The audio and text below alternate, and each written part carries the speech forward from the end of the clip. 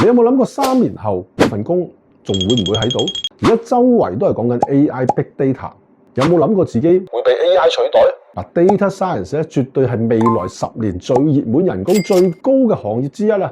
如果話俾你聽6個月啫就可以拎到英國公立大學嘅數據科學碩士，你又會唔會覺得係天方夜譚？點解可以咁快呢？係因為英國有一套學科嘅豁免制度，只要你有相關嘅工作經驗啊、學歷，就可以跳過一啲基礎課程，直接攻讀核心實戰部分。而且仲可以100% 網上修讀，完全唔影響你而家份工。點解要揀 Data Science？ 第一，需求爆棚，金融、科技、醫療，甚至係電商行業啊，通通都要人啊。第二啦，高薪保證。而家全球嘅 Data Science 嘅人工咧，可以用呢4個字：前途無限去形容。第三，學費負擔低。成個課程咧只需要港幣78000啫，而且仲有早鳥優惠。